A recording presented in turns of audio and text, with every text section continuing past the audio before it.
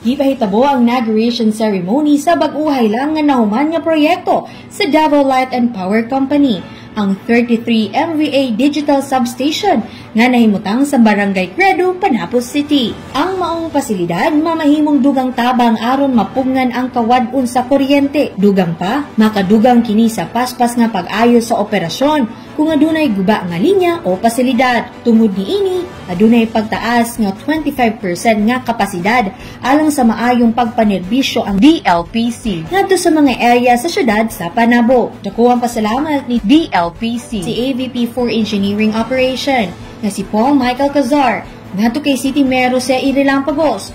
Tungod ni tabang ang lokal nga panggamhanan aron masemento ang mga kadalanan palibot sa maong substation. To manage and maintain this newly inaugurated 33 MVA Credo substation. So I can still remember that time, no? I think that was 2 years ago, no?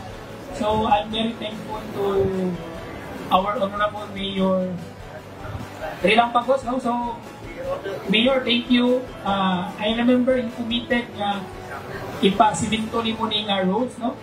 So, salamat kayo because you deliver your promise, no? Gi-congratulate usab ni Mayor Joe ang mga personahe sa DLPC. Tungod sila nakahimo og proyekto nga dakong tabang nga makabenepisyo ang katawhan sa Panabo City.